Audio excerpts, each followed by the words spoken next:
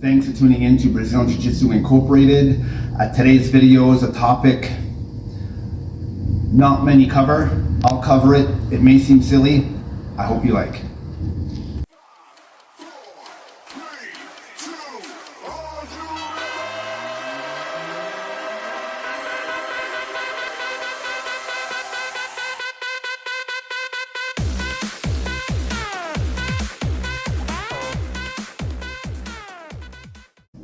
So let's talk about the tap. Not a lot of people cover the tap. I will. First of all, you have to respect the tap. So when that tap comes, you have to release for your training partner. But more importantly, I want to talk about how to tap. We just assume everyone walking through on the mats will know how to tap. Yeah, that's true, but you want to tap as safe as possible. I've seen people come through the doors on their first time just ripping out, and then they walk in on a class where we're just teaching a basic straight arm lock, and they're tapping on themselves, not their training partner. And if that training partner is also relatively new, they won't understand to release because they were tapping on themselves, not on your training partner. So primarily, your first choice of tap is always on your training partner so they can feel it and also hear it.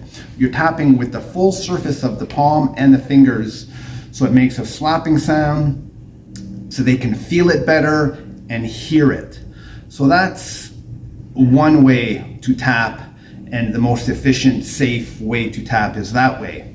If you can't reach them, then you want to use the same surface but tap on the mat so that they can at least hear it. And if they're cognizant of what's going on, and most people are, then you release. Tapping on yourself is the last option, but I would rather verbal tap over that. Instead of tapping on yourself, I would rather verbal tap. I tend to verbal tap often as my primary because I'm always using my free hand. If I'm getting into an arm lock, I'm using that free hand to try to work some escapes. Obviously, if I'm not being successful, this hand is now being occupied, not available for the tap. So then I verbally tap. Tap. They hear it, they let go, we move along. So as silly as they may seem on how to tap and how not to tap, I would figure I'd cover it. Check this out. What I'm going to illustrate here is how to tap out on your partner. When I do that, they get to feel it, more importantly. They get to hear it, and also they get to see it. If I can't reach for them, then at least they can see it and they can hear it, as I do right here. And then the next couple of times I'm going to illustrate when actually my hand is occupied trying to work on an escape and I'm not quite successful. Then I verbal tap. Tap. If not this one, but the next tap is what not to do. Tap. The next tap is the ghost tap. It's where you just use your fingertips underneath so they can't feel it and they can't hear it. It's not the way to tap. Before I wrap up this video, I want to talk about when to tap. So there's three aspects to when to tap. There's when you're repping, when you're training, and when you're competing. So when you're repping, you want to tap when you're about 90-95% of the extension of an arm lock, or the pressure of a bent arm lock is when you want to tap, 90 to 95%. When you're repping, you can wait to tap from 90 to 95% of the extension or the pressure when you're repping, because you're repping in a controlled, slow fashion. You have the time to, okay, it's getting tight, and then you can tap. You can tap a little bit sooner or not if you know your training partner's got the right mechanics. You don't want to tap too soon. You want to have your training partner to able to apply all the leverage points, the steps, and the process of the submission. So that's why you can wait, and if he's going nice and slow, you slowly wait for the pressure and then you tap. So that's when you tap when you're repping a move with your training partner. When you're actually sparring, now that submission is coming way faster.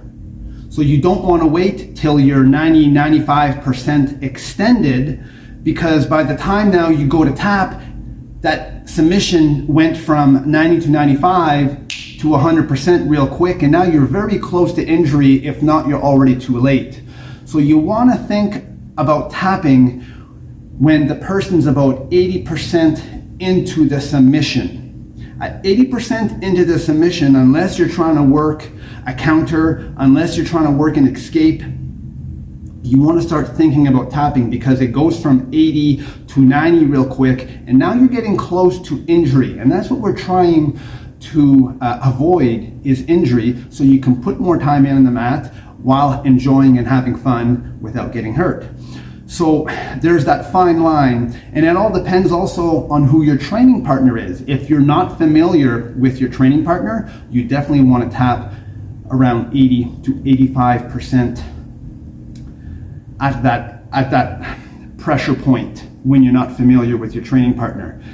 If you're familiar with your training partner and they go from 0 to 80 pretty quick, and then they slowly apply pressure from 80 to 90%, then it's not as crucial. So depending on how spastic or how much you know or don't know your partner and or who you're training with, that's when you want to start tapping. You want to start tapping a little bit sooner when you're sparring to avoid injuries. In competition, now, in competition, depending on how serious you are in the results, you may want to tap late into the 90s. Remember, when you're tapping at 100% of the submission, you're injured. You're either snapping or you're napping. On chokes, however, that's up to you. If you're going to gamble on going a little bit further out, it's safer to go to 100% on choke, because you just go unconscious. So at the end of the day, it's up to you on how much risk you want to put in competition on when to tap. But at least now you know the 3 points or 3 areas on when you can tap.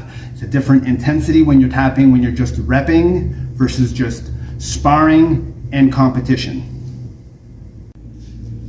Just want to mention, you don't want to be afraid to tap. The definition or meaning of a tap is that you're submitting, you're being safe, you're learning, we're improving. That's the definition of a tap. No shame in it. This black belt probably represents close to 10,000 taps. Wouldn't doubt if I have a few more thousand taps left in me. I hope so, because that means it's just time on the mat, time that I'm improving, experimenting, and more importantly, having fun with it. So I hope you got a little bit more value or understanding of the tap and how to. And as always, I look forward to seeing you on the mat soon.